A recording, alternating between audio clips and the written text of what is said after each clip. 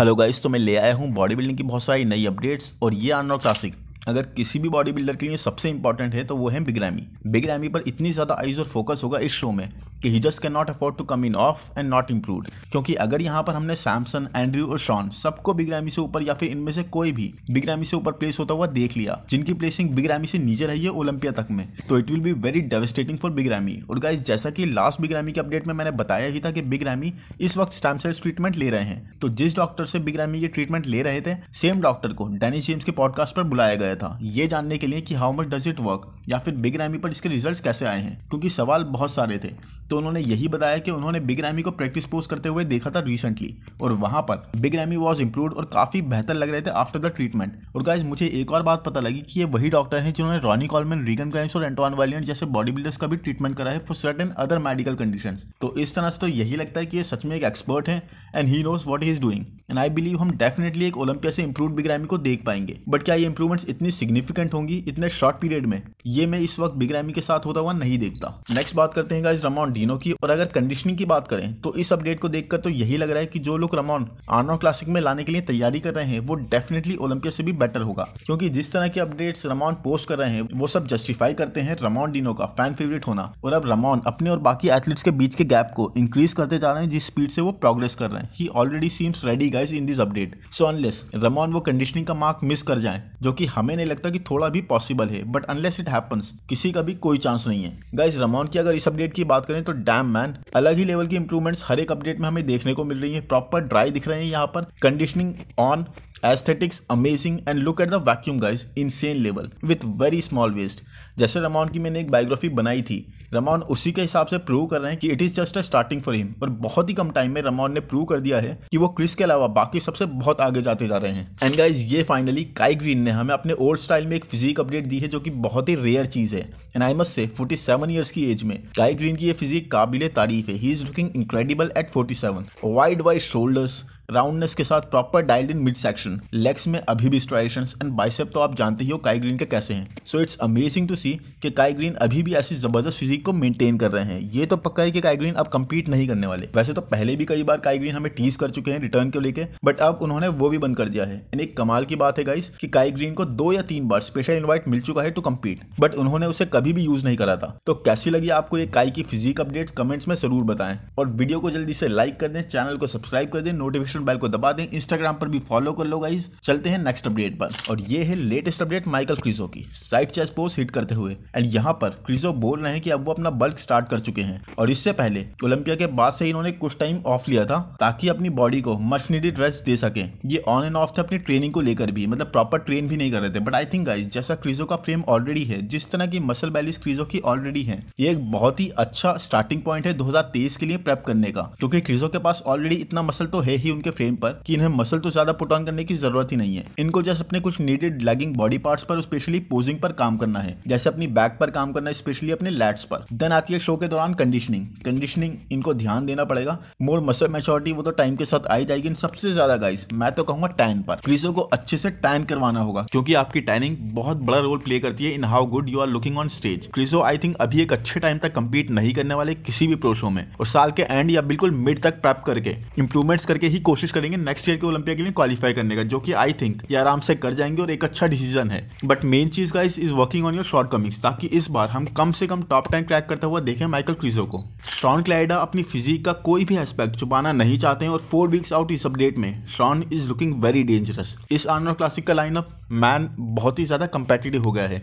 I mean एक mind बोलता है निक इज अ सर्टेन विनर, फिर सैमसन, फिर एंड्रयू को देखो, बहुत ही खतरनाक लगते हैं सब के सब। आई मीन शॉन क्लाइडा के कैलिबर को, शॉन की मसल मैच्योरिटी, शॉन की फुलनेस और कंडीशनिंग को भी क्वेश्चन नहीं कर सकते, क्योंकि यहाँ पर भी इनकी कंडीशनिंग बिल्कुल ऑन पॉइंट है। और I think he is way ahead in the schedule. 4 weeks पहले ही बहुत ज्यादा अच्छे लग रहे हैं ये। अभी से ग्रेनीनेस और वो हार्डनेस काफी एक्सट्रीम लेवल तक पहुंचा चुके हैं Shawn Clarida. He is already peeled, and Shawn हमेशा ही एक परफेक्ट पीक हिट करते हैं मैन। और यहाँ पर शॉन को इस गेम पर भी बहुत ही ज्यादा डिपेंड रहना होगा, नहीं तो साइज स्टैंड पॉइंट से हर एक एथलीट शॉन को डोमिनेट करने के लिए रेडी होगा। बट आई रियली डाउट कि हम शॉन को ये चीज मिस करते हुए देख रहे हैं। शॉन इस वक्त करीब 190 पाउंड के आसपास है, जो आई थिंक उनका हैवीएस्ट वेट है, क्योंकि ओलंपिया के स्टेज पर शॉन वाज 179 पाउंड्स। तो अगर इन नेक्स्ट कुछ वीक्स में शॉन कट भी करते हैं, तब भी आई थिंक 185 पाउंड्स के आसपास शॉन स्टेज पर होंगे। अब थोड़ी बात करते हैं एंड्रयू जैक की। और इस बार फर्स्ट टाइम ऐसा लग रहा है कि एंड्रयू जैक्ट इस बार हमें अपने तीनों शोज से बेटर दिखेंगे। He can do it this time, क्योंकि एंड्रयू को आप यहाँ पर सिर्फ अगर रिलैक्स देखोगे जिम में, जहां पे ये फ्लैक्स भी नहीं कर रहे हैं, तो ये यहीं पर रिडिकुलसली राउंड एंड 3D लग रहे हैं। एंड आई थिंक एक 100% Andrew jacked is more than enough किसी भी टॉप एथलीट को बीट करने के लिए, क्योंकि एंड्रयू जैसा फ्रेम, एंड्रयू जैसे एस्थेटिक्स विद 100% कंडीशनिंग एंड पूरी तरह से ऑन होकर आना, जब भी ये सारी चीजें एक साथ होंगी, बस वो एक डेंजरसली अनबीटेबल पैकेज होगा एंड्रयू जैक्ट का। देखिए कैसे एंड्रयू की एक अलग ही लेवल की इंटेंस ट्रेनिंग हो रही है। ये तो मुझे रॉकी मूवी की याद आ गई। और before working together psycho Luis ने एंड्रयू से बोला भी था कि मुझे तुमसे कमिटमेंट चाहिए होगा, तुम्हारा पूरा 100% and no fun and games, जिस पर एंड्रयू ने अग्री करा था। साथ ही साइको लुइस ने ये भी बताया कि हम ट्रेन कर रहे हैं निक वॉकर को बीट करने के लिए। तो अब गाइस ये पॉसिबल तो है, बट इट नीड्स टाइम, क्योंकि निक की कंडीशनिंग अपर से लेकर लोअर बॉडी तक इज इनक्रेडिबल। वेजली का इस साल का गोल है अपने सेम कंडीशनिंग के साथ एक इंप्रूव्ड फिजिक लाना। वेजली जो कि है one of the most classic looking athlete, बहुत ज्यादा लंबे टाइम तक वेजली को ओवरलुक करा गया, बट बहुत लंबे टाइम बाद वेजली को अब वो लाइट मिलने लगी है जो वेजली काफी लंबे टाइम से डिजर्व करते थे। And guys the best part is Wesley is a very tall athlete, and इसीलिए वेजली का वेट कैप इवन क्रिस से भी ज्यादा है, और इसीलिए अभी भी वेजली 5 से 7 पाउंड तक अपने इंप्रूवमेंट्स और फीलिंग कर सकते हैं अपने फ्रेम पर। He is one of my favourite body builder, and ये amazing waist to lat ratio जो है इस क्लासिक पोज के साथ, this is insane guys. I really hope Wesley इस बार टॉप 6 क्रैक कर लें, जो एब्सोल्युटली पॉसिबल है, क्योंकि रिसेंटली वेजली ने हम अपने लास्ट तीनों ही शोज में दिखा दिया है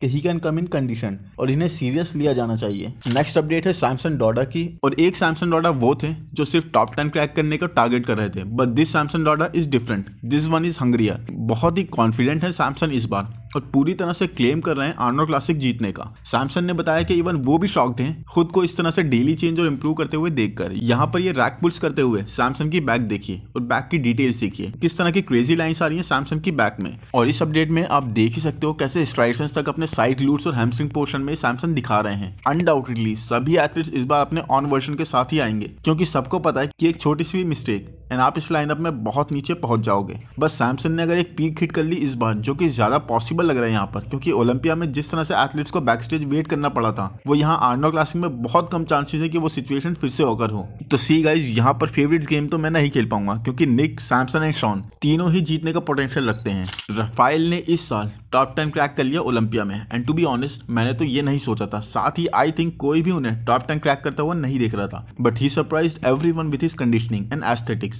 और राफेल एक ऐसे बॉडी बिल्डर हैं जो एक तरह से बीच में फंसे हैं काफी लंबे टाइम से, क्योंकि वो क्लासिक डिवीजन के लिए काफी बिगर हैं और ओपन कैटेगरी के लिए उनका साइज कम है, but even then top 10 crack कर लेना, it was awesome for him. और आप ये रिसेंट बल्किंग फेज में देखकर राफेल को शायद पहचान भी ना पाओ, क्योंकि ये बहुत तेजी से अपने फ्रेम पर मसल पुट ऑन कर रहे हैं, बट यहाँ इतने मैसिव और पैक लगने की वजह से राफेल की वो क्रेजी लाइंस जो उन्हें बहुत ही एस्थेटिक बना रही थी ओलंपिया के स्टेज पर, वो मिसिंग है। और वो चीज राफेल का एक्स फैक्टर थी। डेफिनेटली साइज तो Rafael is needing to be a bit more competitive, लेकिन without losing his lines and shape इसको ये सैक्रिफाइस नहीं कर सकते। तो आई बिलीव साइज को चेस करने की वजह से अगर राफेल इसे सैक्रिफाइस कर देंगे तो it is not going to be good for him. तो आई बिलीव साइज को चेस करने की वजह से राफेल उसे सैक्रिफाइस ना करें, तभी it is going to be good for him. और ये है सबसे लेटेस्ट अपडेट कैरिज बैजो की, एंड कैरिज इस साल के ओलंपिया में 7th प्लेस होल्डर बने थे, right next to Keone Pearson जो 6th आए थे। और काफी लंबे टाइम से दोनों के ही बीच में ये फाइट देखने को मिल रही है। कैरिज अब क्वालिफाई करने के लिए नेक्स्ट कम्पीट करेंगे न्यूयॉर्क प्रो में, जो अभी 3.5 महीने दूर है, बट कैरिज यहाँ पर तो अभी ही बहुत जबरदस्त रेडी एंड कंडीशन में लग रहे हैं। बस कैरिज के लिए अगर कुछ फीडबैक था लास्ट ईयर, तो वो यही था कि अपने बैक पोजिशन पर वर्क करने की जरूरत है,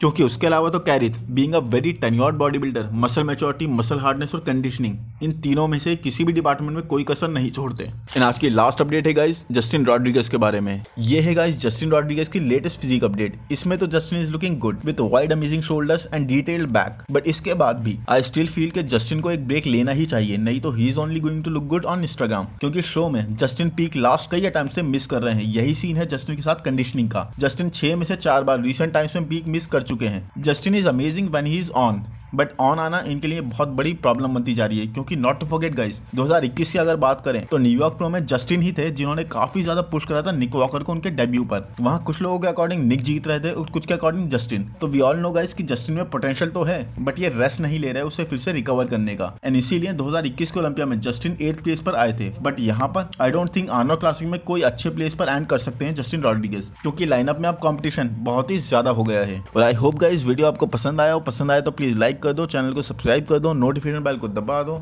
इंस्टाग्राम पर भी आपको फॉलो करना होगा। Thank you, bye bye.